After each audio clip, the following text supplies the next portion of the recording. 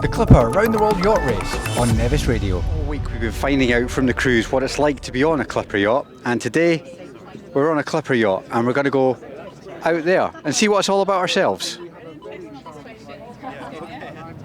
So we've departed Oban on a yacht, Robbie. What's this about?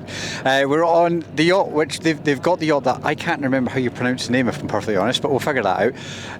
We had a lot of chat with some of the crew. We'll get a little bit of a chat with them later on. I believe we might even get involved in putting a sail up once we're out of port and actually sailing, as we're currently under motor as we head out into, well, the sea, I guess. Like 4 jars of spice. So everyone's there.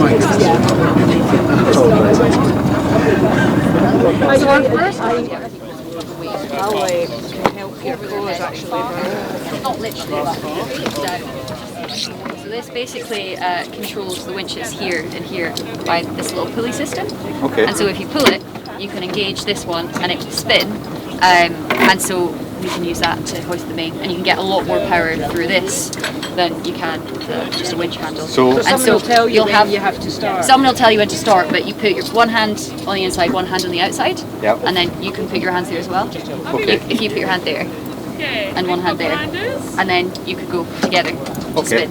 Yeah. So this is kind of like a gear, is it? It's like a gearing system, exactly. Okay. Exactly. And you can actually engage that one as well, so you can have 4 people working to get the mainsail up rather than one per little person there with a little handle. I thought it was just on me for a minute. And it just you guys can bring yourselves in with these guys now, so you're ready. And so it kind of depends. Putting this one joins these two together. So now if I turn this, you see it turn the other side. Or just which one you've got free sometimes. Yeah, so you'll use these putting power into this. So people at the mast, they're just going to pull the sail up as much as they can on their own. And then when they can't get any more pull, you guys can start grinding, which will turn this. Yeah, exactly. So like you can get way more power through this than you can through that. It's good when you're on a cold watch. You need a bit of warming up.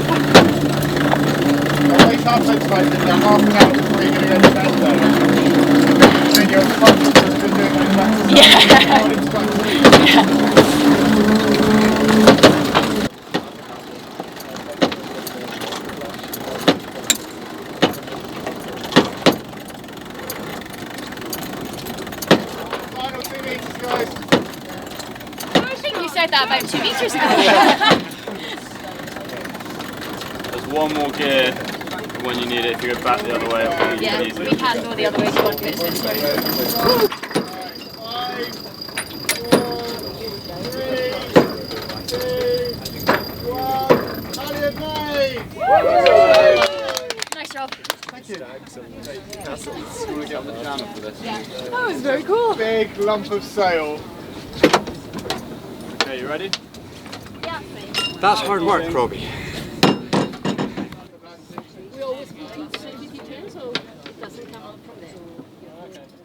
Right, my arms are done. I've done one job. I've used this thing, which I believe they call a coffee grinder, because the idea is you grind it. I believe there's gears in it, which connect through these cords here, which end up running these winches. These large winches here, it connects to those. And the end result is you got to, it's a bit like a hand bike in the gym, with the end result being pulling that up.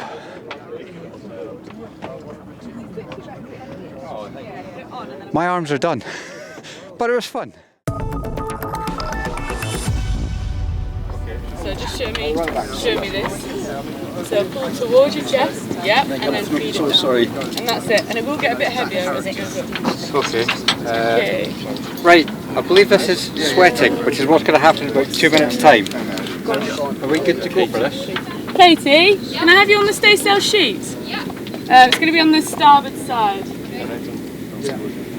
We good to go? Hold on. And then Bruce, are you ready to tail? Okay. So it's really just 2 meters. Okay, so this sheet here is going to might be flapping around a little bit, just be aware of that. Okay. Yeah, I'm going to step through. So I believe we're hoisting this mainsail so we can move under wind.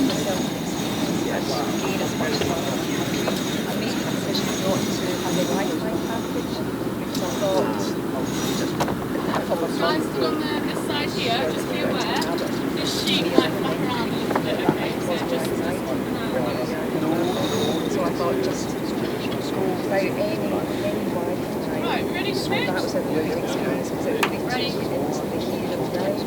And to run Okay, towards let's the switch. where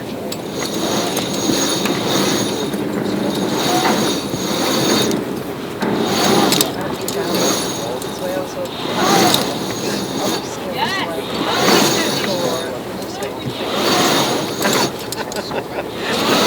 How many? 21.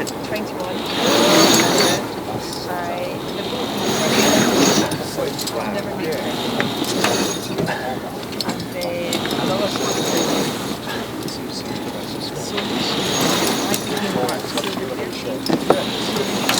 It's quite heavy, isn't it? Let me know if you want me to join you. Ready? I'm running out. Should we go together? Yeah, go for it. Ready, 1, 2, 3.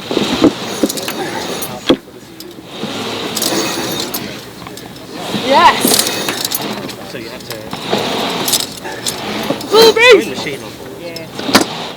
Alright, look at that. You pulled that up. Put it here. Give me a high five. There we go, Robbie. One sweated sail. Lovely. We'll just grind a little bit on that bruise. So we are getting involved. I'm worn out. I tell you what, the one thing they don't tell you about is the fitness level to do this kind of thing. So earlier we raised a mainsail up here on the coffee grinder. Just now we have sweated, I believe is the term, of raising a sail, and we've raised this front sail here by hand by pulling on a rope. So when you see sailing on TV and it looks very calm and idyllic with a little glass of wine, the sails need to be put up to get to that point. They're increasingly heavy actually, and the higher it goes, the heavier it seems to get. So it's taken two of us to hoist this sail here, and I'm worn out. So yeah, fitness is key for this.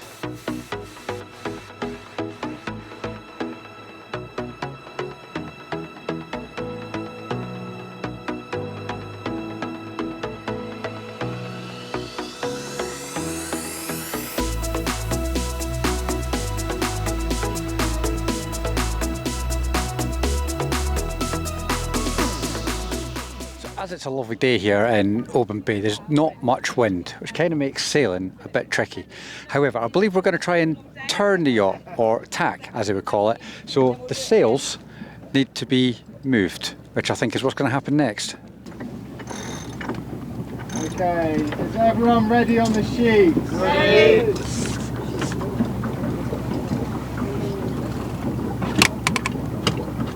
Okay, helms to lee.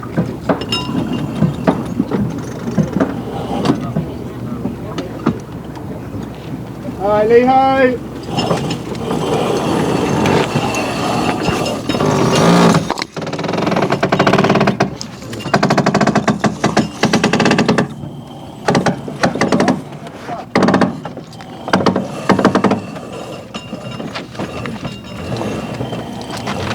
That staysail sheet's tight enough.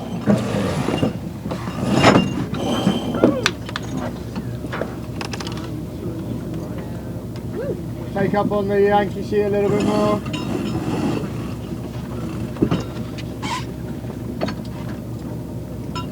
That's a small grind on the Yankee sheet. And hold there, thank you. That's it. Nice work guys, that was a nice tack.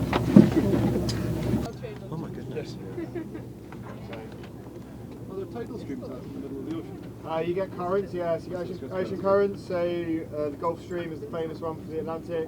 It's just like 4 knots of extra current. Sorry, No, you're fine. You're absolutely fine. Will be different. So there was a big tactical decision this year on going for the ocean current or ignoring it and just going for the wind. That was close.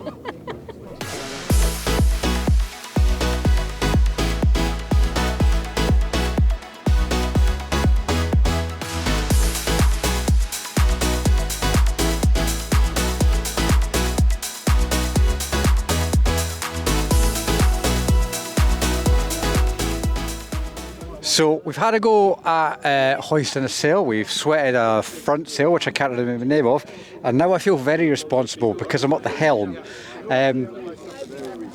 by myself. Nothing scary at all. I have no idea what I'm doing at this point. So we've got Millie with us from Team Scotland. We spoke to you yesterday. How are you today? I'm very, very well. We're actually going sailing. It's lovely. I'm feeling very responsible right now. What do I need to do apart from hold this steady? Well, you're doing fantastic. You're keeping a very straight course. It looks like you've lined up something on the land. Just nod and say, yes, I have. Yeah, I've totally done that. Yeah. Basically, we're trying to keep the sails full, and you're doing a fantastic job of that. Okay, and in front of us here, we've got other instruments. So this here, I believe, is your GPS? Yes, this is our Garmin GPS machine chart plotter. And I see we've got lines on it. I'm assuming the blue line's where we're going. What's the red line all about? That is a very good question. So the blue line is where we're actually pointing, and the red line is probably more where we're heading, so we're affected by the tides a little bit here. Oh, okay, and I take it the numbers, is that the depth? Yes, numbers is depth, so where are we at the moment? We've got about 31 metres of depth, it looks like. Nice and deep. And I'm guessing this little dome here, compass? Yes, you can open it up if you like. That's our compass. You've got one on both sides, so one's on the starboard side as well. And why is there two steering wheels or helms? So when we're sailing upwind, so when the boat is pointing quite close to the wind, she likes to heel over quite a lot. So that would be quite uncomfortable to helm down on the low side. You tend to get water coming along the side, so your feet might get a bit soggy if you're helming from down there. You also have better visibility from the high side. Okay, is that what this board here is for as well? So you've got somewhere to stand? So if you imagine we're leaning over like this, this board actually becomes flat. So that is where you're standing flat, and this would be on a bit of an angle here. Okay, that makes sense. And obviously the yacht itself, 70 foot, which is all the way up there. Yes. So if you've got people at the front raising sails or sweating sails, Yes, I've learned there you something. That, like we did earlier on, have you literally just got to shout up there, or do you have radios for that kind of thing? Most of the time we just use our lungs. We do have a headset that we can use, but most of the time we forget to charge them. So yeah, you've got to have a good outdoor voice to be on this boat. What was it described? The boat voice? The boat voice, yeah, Heather describes it as boat voice. You can also use people in the cockpit to relay. So when it's really windy and it's very noisy, you can speak to people in the cockpit and they can pass the message on to the bow. Okay, and going back to the sails, obviously we've got, three sails raised just now. You see it on TV and it looks very idyllic, but there's a lot of work involved in that. There's a lot of work. As you learnt this morning, the conditions are very lovely, and it was still what took us half an hour to get all the sails up, and lots of people were looking sweaty. So yeah, just for even in light wind conditions, it's a lot of work to get these sails up. Is that why they say you sweat the sails? Sweat the sails, I guess so. It must come from somewhere. Indeed. And is that harder in higher winds? Because I assume you have to put these up in high winds, not just this nice weather. Yeah, there tends to be a little bit more resistance in the wind. You also have the waves affecting you as well in higher winds, so keeping your balance as well is something you have to consider whilst raising in higher winds. I must admit, obviously being on board before, I'm quite aware of the swell anyway, but being quite a calm day, it looks lovely. But there is still a bit of swell, so it almost caught me off my feet earlier on. I take it you get used to that. How many days do you think it takes to get used to the swell of the sea? Do you know what? Getting used to walking on the boat is... I mean, I still fall over, and I've been on the boat for 10.5 months, so it just depends on how swelly it is. It's sort of, you get used to it sort of by the time that, if you get seasick, sort of by the time the seasickness eases out. So by day 3, you sort of got to grips with everything. And is the seasickness a common thing, or does it just for people who just maybe don't take to it? It's fairly common. There are some blessed people that don't get it. But yeah, it's crazy how people can be so seasick the first day or two, and then by day 3 they're up on the bow running around, getting sails up. So yeah, it eases off very quickly. And also, one of your colleagues from this boat showed us some footage earlier on of this boat where the front of it's actually completely submerged and the sea coming through. Yes. Is that not a bit frightening when you're watching back here that the sea's almost up here? Yeah. These boats are built so solidly that it's not scary. Like, you know, we've seen these boats go through so much, and we've all been safe every time. So no, it's not frightening. It's just like, we're going to get soggy again. It's quite a picturesque thing. I mean, I take it that's something you could put on the wall. That was me kind of thing. Yeah, it's very cool. Very, very cool. Indeed. Right, there's someone else on this. I'm feeling too responsible for all these people just now. Anyway, thank you for your help. What should I be doing? Anything else? No, you're doing a fantastic job. Like, we're keeping the boat nice and straight. We're keeping the wind in the sails. If you were to turn too far to port, and then the wind would come round the other side, and we would have done an accidental tack. But we've not done that yet, so very good. Now, I must admit, when you see it on TV, even in films, they obviously set these things up in films, but you've got the boom here, which I guess moves depending on where you've got the sail. This is quite high up. I take it there's always enough room under here for when you have to move this as well. Yes, it's a very safe cockpit. So yeah, there's no. If you're stood in the cockpit, there's no risk of being hit by the boom. You do have to be careful if you stood on sort of the side deck area. But yeah, we're always very vocal when we're about to do a manoeuvre. So no one should get in the way of the boom. And also with that, obviously, you're talking about when the wind hits it.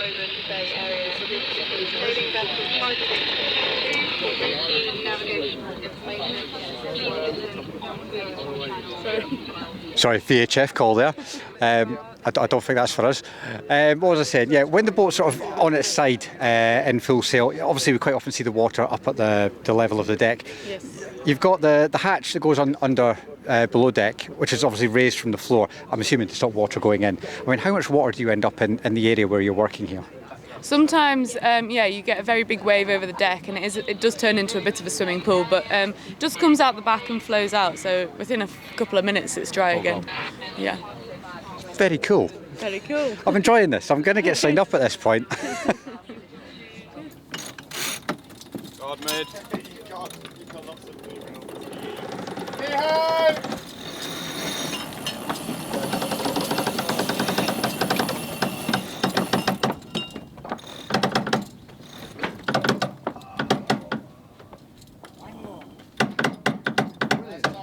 Great work. So bad. Everyone else was already in, and we were like, they were insane.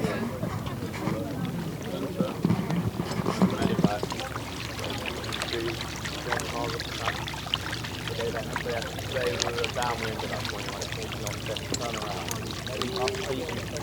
Upwind, back to the house. Through the Mediterranean.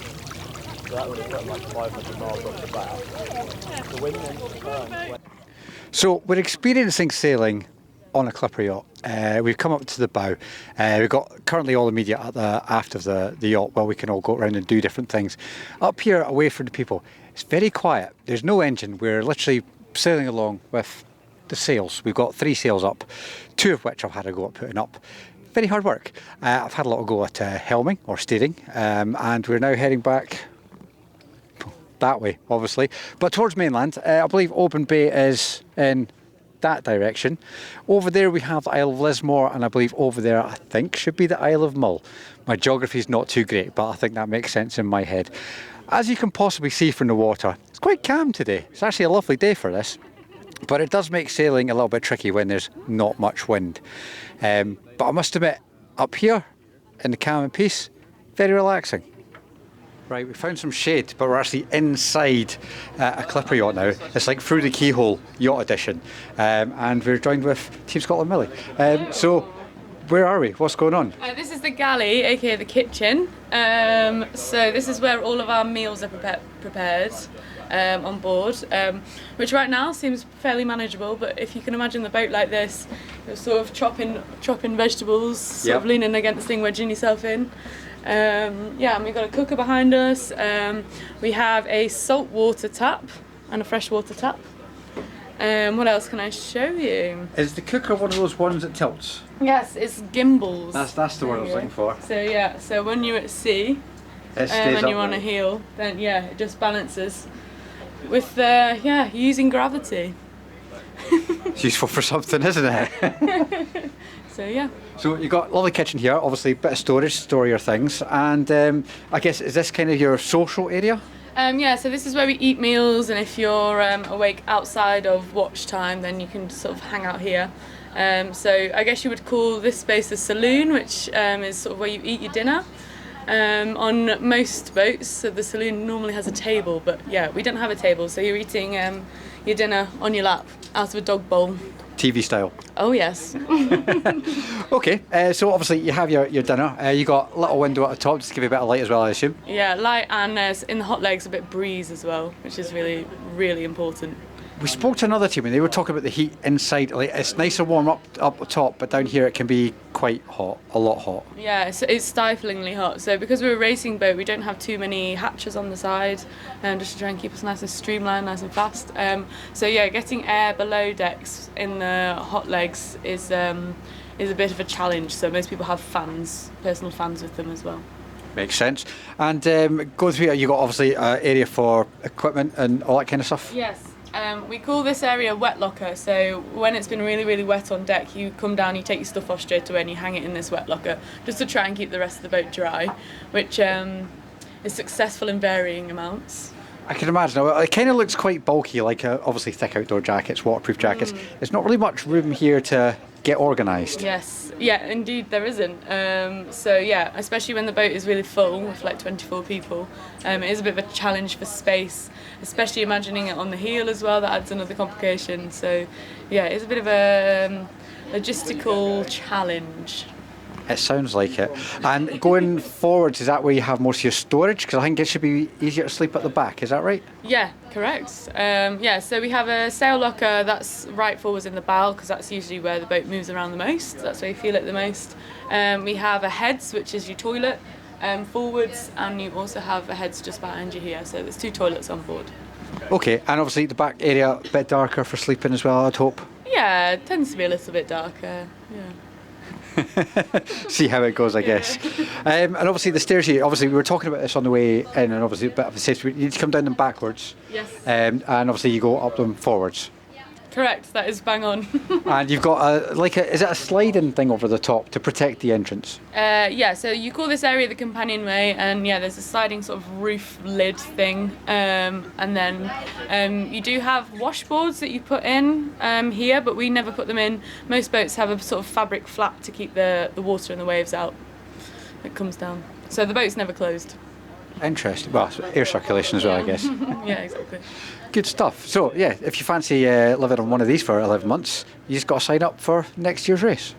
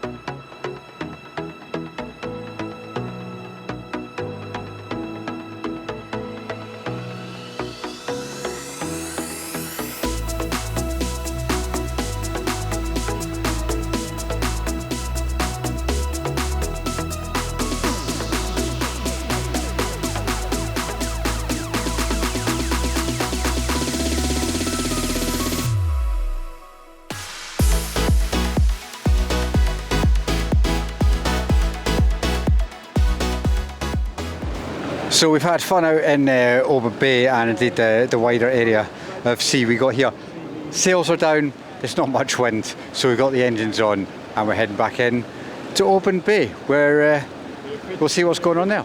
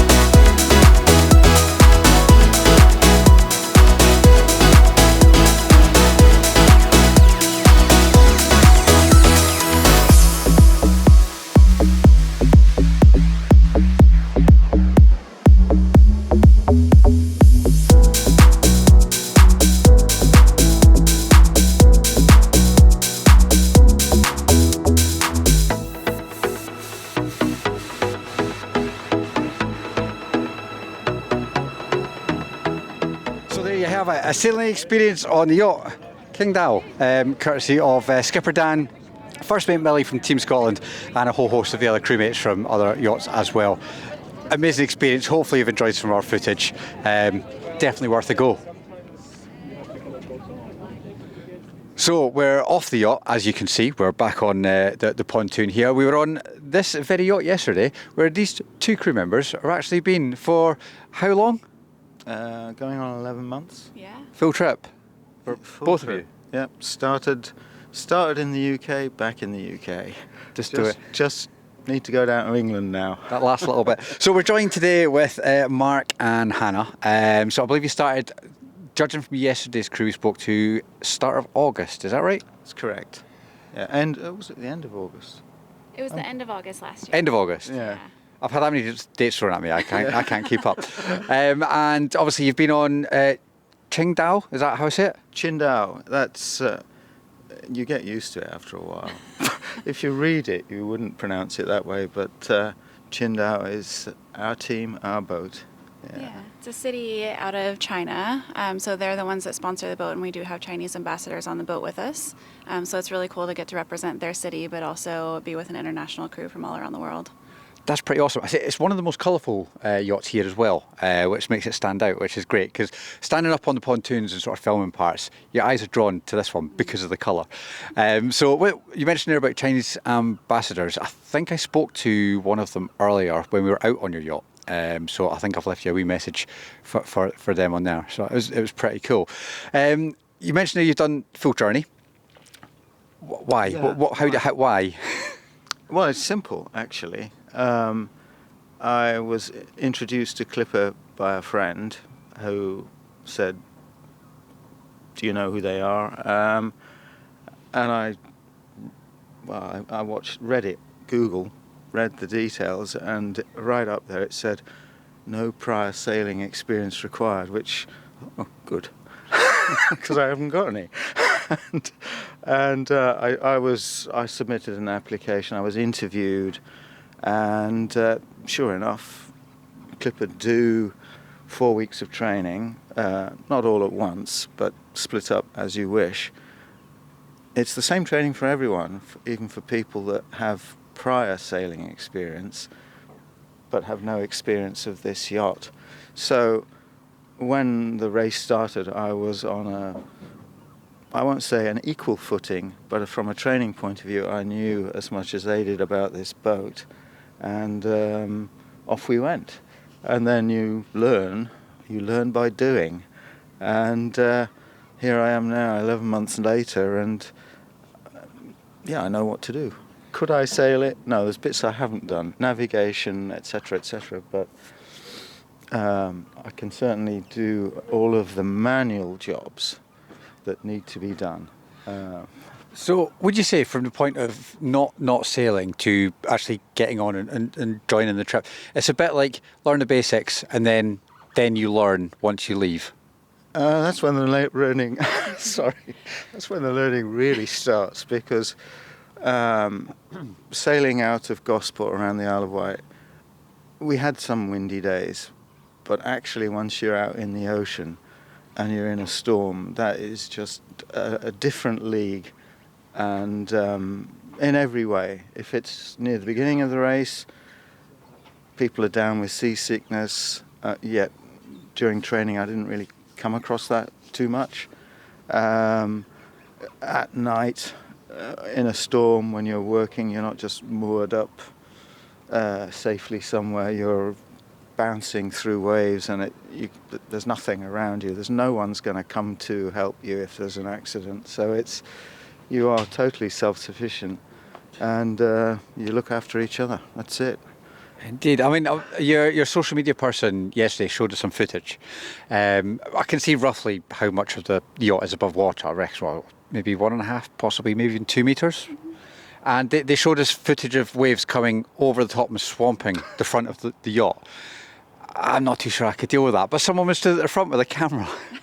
Well, yes. So it was on a pole. That's okay. That's okay.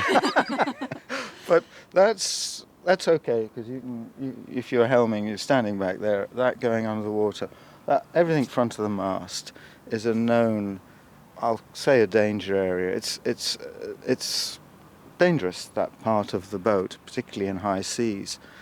What for me was scary was the heeling of the boat when these guardrails go under the water.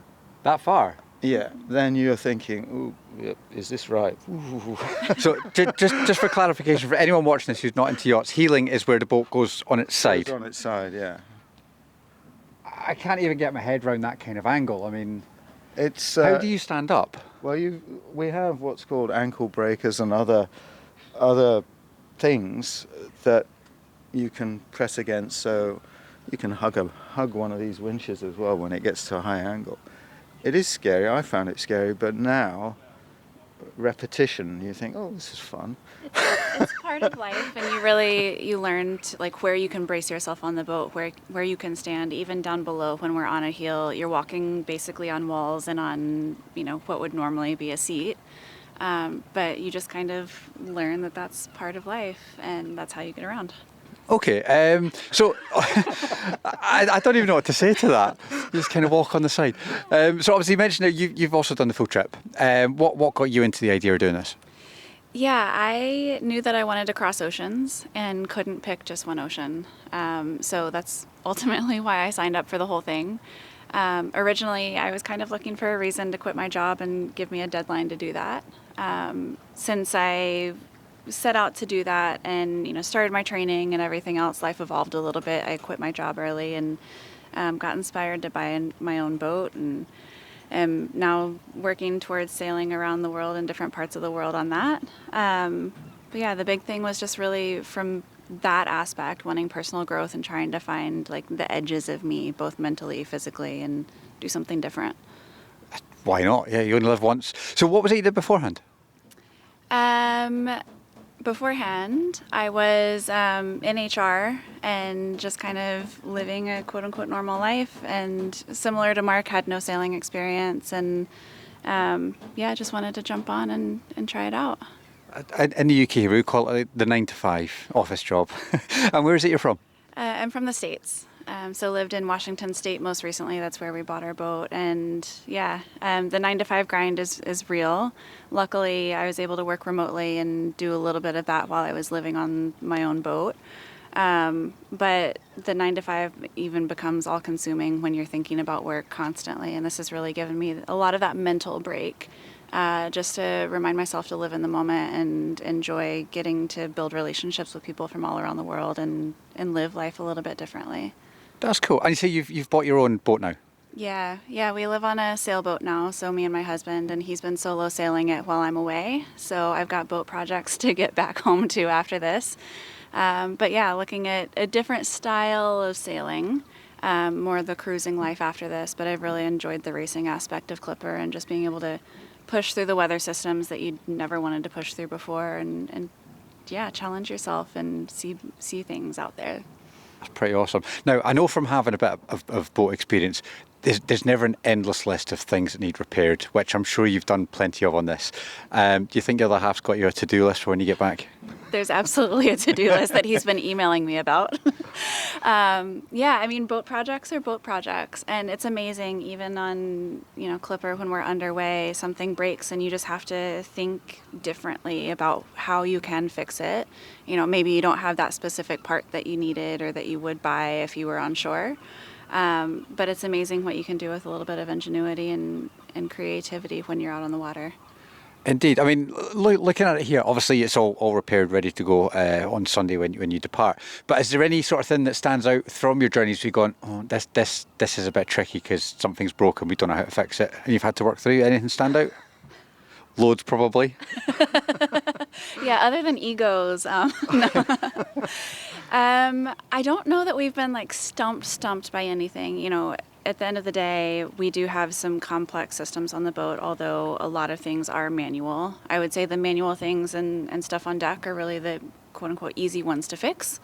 You can get creative with a little bit of different rope or whatever it may be just to get something secured. I would say our more challenging bits have been our generator for power that we run off with our batteries, and our water maker, and we rely heavily on those systems in order to survive out at sea. Both, the batteries are running our navigation systems. Our water maker is how we take seawater, turn it into reverse osmosis water that we can drink. Within the Clipper fleet, we do have backups of those things on at least one boat out there. So if we really needed to, we could divert from the race course, meet them, get what we needed just to be safe and make it back to land. Luckily, it hasn't come down to that, but those have been, days on end and days and days and days of troubleshooting and that challenge. Definitely sounds like it. Now, as I mentioned before, we've had a little go on your yacht, which was great fun. And I was asked to haul a mainsail, which you'll know which one that is. And one of the front ones I can't remember the name of. Yankee. So we have Yankee and Staysail. Yankee, I think that makes sense. I'm pretty sure he said that. I discovered they're very heavy, and therefore you need quite a bit of fitness for this. What training would you have had to done to do this in terms of physical training, not actually learning, but the actual physical part of the trips? I don't think ever there was a specific guidance on training. You just have to haul these sail bags around, and as you say, and hoist them. It's hard going. It gets done. It gets done because generally you're never by yourself. It takes 2 or 3 people, depending on how heavy it is. And it is just lifting and pulling, and it's number of hands, basically. I mean, hoisting a sail, you can hoist a staysail, but most times, you're going to have 2 people. The Yankees, well, that's just you can hoist it, but you can only hoist it so far, and there's a grind, and someone comes in with the coffee grinder and the winch and takes it the rest of the way. So you do what you can, and when you can't do any more, other systems will kick in, and it'll go up, basically. I must admit, from someone who's played about with boats with engines opposed to sails, I found it very, very manual to see it all working, and like even tacking and changing direction and seeing the system sort of swapping the sails round. It was very, very cool to watch. It must be very, very cool to get it right out in the middle of the ocean. Yeah, it's also, like Mark was saying, it's amazing what you can do once you have multiple people engaged in an activity. And you know, when everything works, it is just kind of like a dance on the boat. So one of my favorite places when we're going through those different evolutions is at the back of the boat, because you can really see, you know, this one thing happens and then the next and then the next. And each one has a very specific job. You've got to make sure that you're most efficient at that job, but when it works, it just kind of works, and it becomes just kind of like the music of the boat every time that you do an evolution. Totally makes sense. And I think one of the Team Scotland crew said you got the boat voice for shouting either end. Was that the same for you guys? You do have to work on your boat voice. My voice does not naturally carry, and so at times I felt like I'm just shouting for my life. But yeah, you, especially when you're in, you know, waves crashing and, you know, winches grinding and all of that, the boat is noisy. You would think, you know, oh, it's sailing, it's nice and quiet, and you're just breezing through the wind. But yeah, it's noisy, and so you definitely have to shout for your life and get that boat voice going. Brilliant stuff. I still need to practice that. Well, you got one more leg to get it right. 5 days. Now, obviously, we're here in Oban. You've been here since, when did you arrive? Was it last Thursday? Yeah, so a week ago. A week ago. Thursday evening we came in, I was going to say after dark, it was late, but it wasn't dark because this is Oban in summer, but it was late. Super pleased to get here, absolutely, and yeah. The next day the same sun came out, which was great. It's been lovely. So have you got up to much? I've done a few things around here. I thought I'd been to Oban before, but I was mistaken. I'd been to Connell, which I mistook for Oban. but Oban was great. And so I've been up to Dunstaffnage yesterday, sunshine, that's super. And walked back, which was great, along these little coves, little beaches. That was really nice, really, really nice. And a couple of days ago, I went fishing, dry fly fishing, which I have been fly fishing before, but not dry fly. So that was really neat, really happy to do that. I did actually catch something, which was hip hip hooray for me, but not very big. As long as it wasn't just sunburn, you're all good. So yeah, absolutely. Cycling. That was a harder thing. It's been a while since I've been on a bike, and yeah, that was hard going. Good stuff. And what about yourself? You enjoyed a bit of Oban? Yeah, absolutely. I've mostly stayed in town, but the big thing for me has just been walking. It's not something we get to do much on the boat, and you know, you're really limited. So just walking, enjoying the hills a little bit, of course, enjoying the small businesses and lovely people around. Good stuff. And obviously we talked about you depart for Portsmouth on Sunday. Once the race concludes, any other plans, or is this back to normal life and have a bit of a breather? Normal life sounds really good, actually. Yeah. So we've all got dreams, but right now I just want to go home and be with the family and just have a meal with my sons and my wife. That would be just super nice.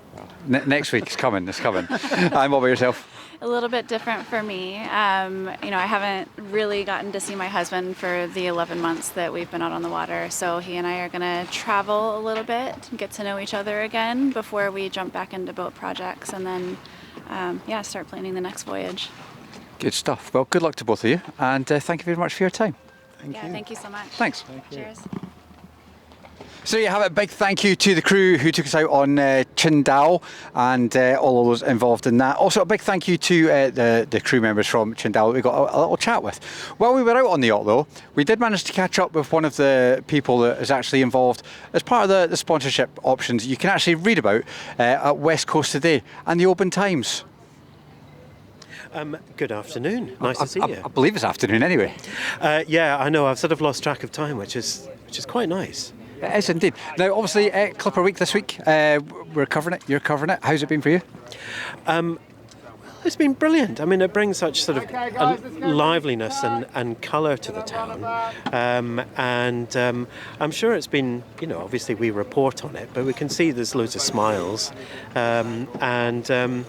Yeah, just a sort of, I don't know, it's glorious, and it's glorious weather as well. So loads of people have turned out, but, that's helped.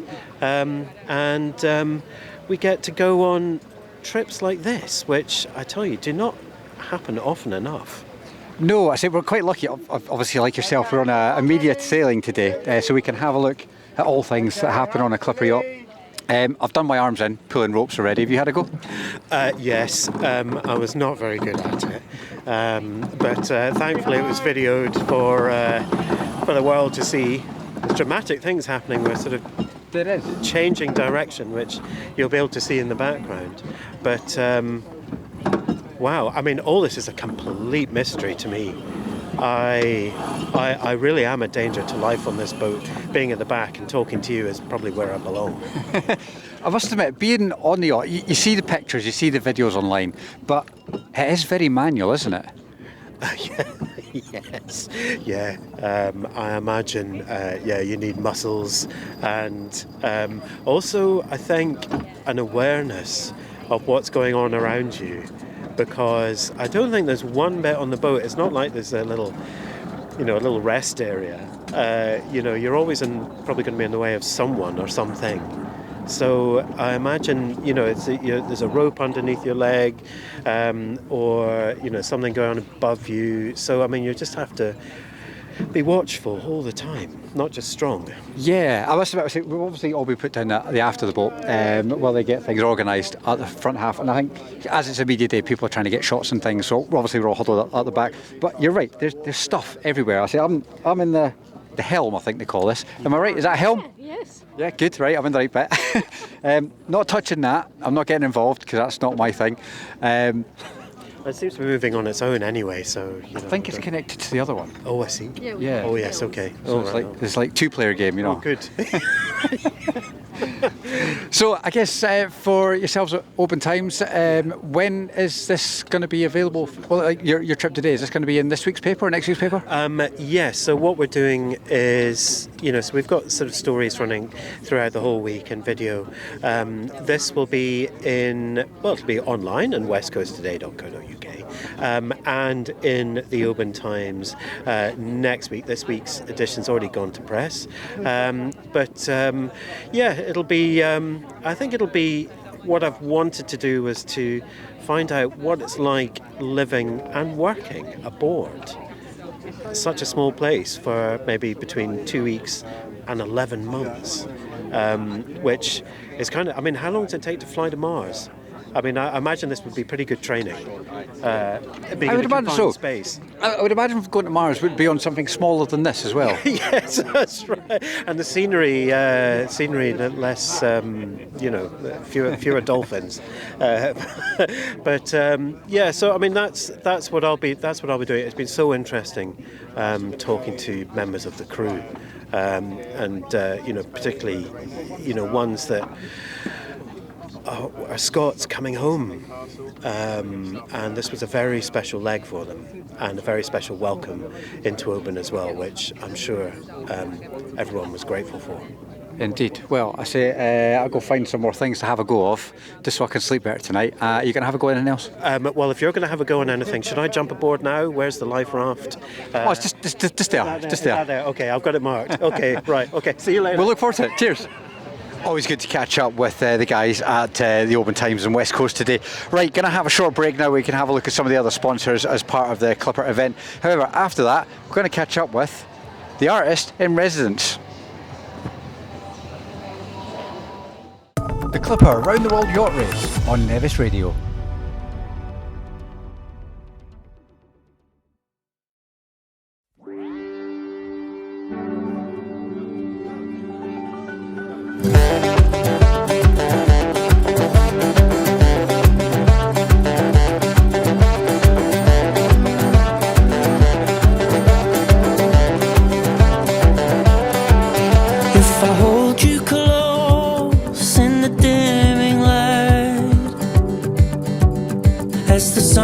Slowly to the starry night, and the whispered words are carried on the wind, like ghosts and angels and the sea that sings. 'Cause we don't know what tomorrow brings, but your love's as pure as when the church bell rings.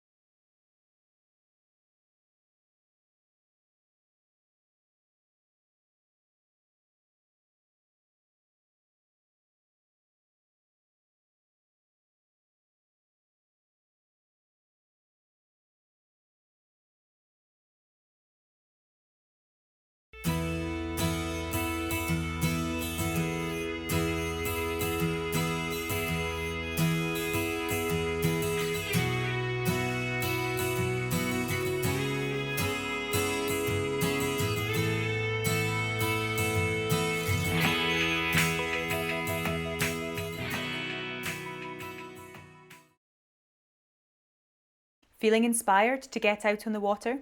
As the governing body for sailing and boating in Scotland, RYA Scotland work with a whole network of clubs, training centres and affiliate organisations right across the country. And they're all ready to help you give it a go.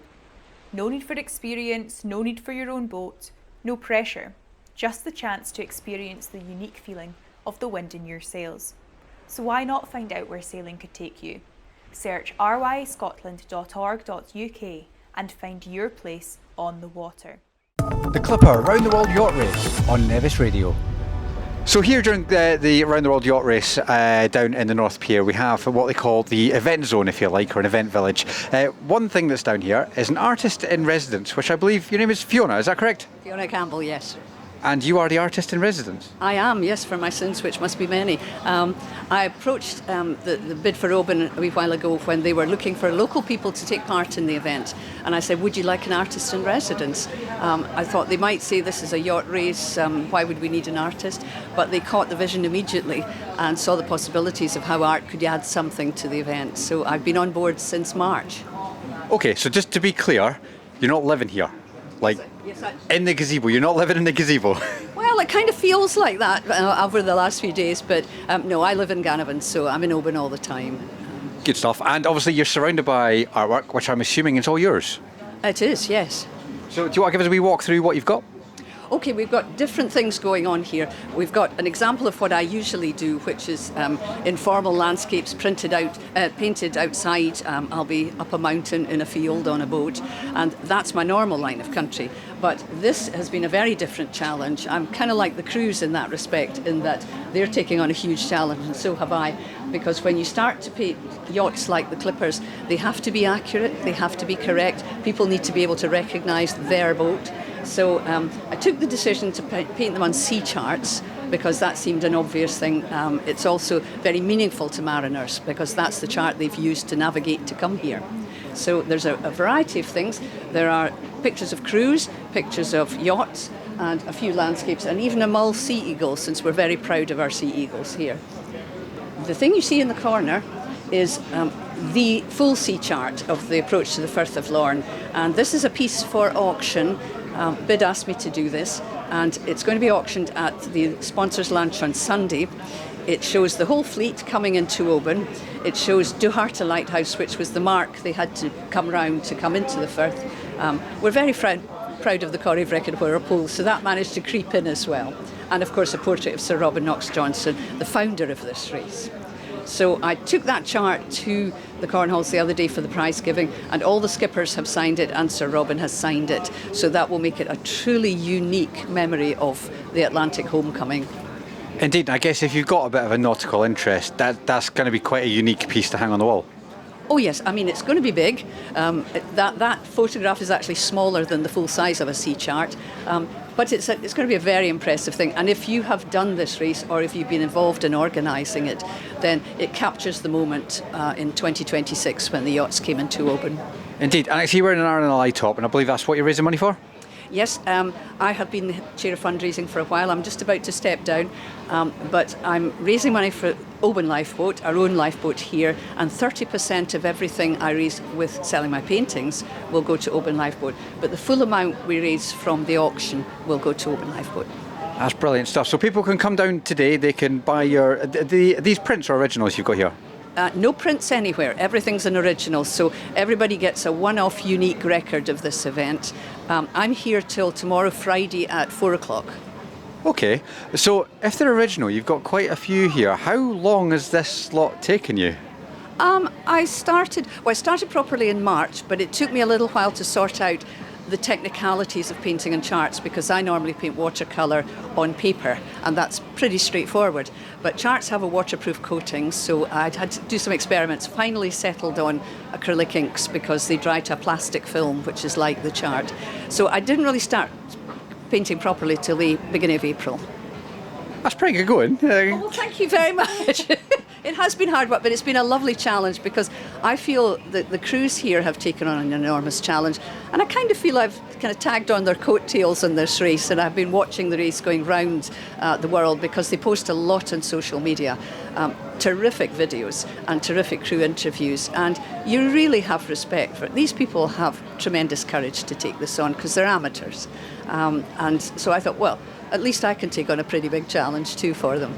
I think that's fair enough. I must admit, looking at your work here, I say my daughter does art, and I'm quite pleased and proud of what she does. But the attention to detail you've got in these is just mad. I mean, like, you've even got the sponsors like with really small writing. How do you manage to get such fine detail down? Trade secrets. Is it? Oh, okay. No. 2 pairs of specs and a brush with 4 hairs. Does the job. And obviously you've got the lines, I don't know the proper name, the yacht term, rigging, there we go. Such thin lines on them too, but they all look perfectly, I can't even draw a straight line with a pencil. How have you done that? Well, a car, you don't breathe while you're doing it, and you just move your arm to get a straight line, to get them all aligned and properly right, because obviously everybody knows these yachts because they're all the same model. Yeah. Of yachts. So if I make a mistake, somebody somewhere, it's like painting lifeboats, somebody somewhere will say, oh, that stay doesn't attach there, or that antenna isn't in that place. So they have to be right, which is why you have to take a bit of care over something like that. You can't just hash at it and do it in an abstract way. It's very impressive. And can people see your work anywhere online? I have an Instagram page. I'm at Wild Places Painter. Easy as that. Wild Places Painter. Go check it out on Instagram and give it a like and a follow. And you're doing some work while you're here, by the looks of things as well? I have found that people really enjoy seeing the process and how we arrive at the finished article. So I'm working on some of my unfoldings. I'll just swing round and show you a completed one. These are concertinas. They're made out of bocking for watercolour paper. So these fold up, so people travelling, because a lot of these people are going back on the boat to race back down to Portsmouth. So this goes tiny, goes in a pocket, goes in a bag. But when you get it home, you can set it up on a shelf. If you don't have a big house, you don't need to find space on the wall for a big painting. If you look at it one way, you see the ocean. If you look at it the other way, you see the charts, and all the charts are listed on the back so you know where those charts have come from. So I'm just working on one at the moment. This is going to be a sail from Elgol into the Coolins. So I have the pieces of chart prepared ready. So I have Elgol here, so it will start at this end, and then we'll work our way through to the Coolins at this end, and then I will fold it up into the concertina. I'll add some words. I think it deserves some seagulls as well, so I usually do the grid reference of Elgol and the Coolins, and that just gives somebody a unique sense of that journey at sea. Brilliant. It's way better than a postcard because everyone can pick them up. They've got something completely handmade, unique as we speak. So thank you very much for your time, and we'll check out your Instagram. Thank you. Thank you very much. Nice to speak to you. And there you have it. That's pretty much it from us for today. Just to give you a recap, what's on for tomorrow, tomorrow being Friday, you've got the North Pier Event Village open to you to come check out all things down here tomorrow, and you can come and have a look for yourself. You can also still book a tour on one of the yachts. It's completely free. All you got to do is go on the website. I think the links are available on loveoban.org.uk, and just look for the Clipper Race links there and you can book that for yourself. Also, the Rockfield Centre still have a photography exhibition available to you there. They do also have a cafe, so you can go and have a wee sit down and get a light refreshment as well, and support them in their efforts. If you fancy being a marine scientist, Sam's are still offering boat trips as well. You can book them on their website. Just go check out Sam's for that one. Tomorrow, though, we're going to be having a closer chat with some more of the teams. We're also going to be speaking to some more of the sponsors, and also, after speaking to Fiona earlier on, we're going to see exactly what she's been raising money for with the RNLI. Until then, catch you tomorrow. The Clipper Round the World Yacht Race on Nevis Radio.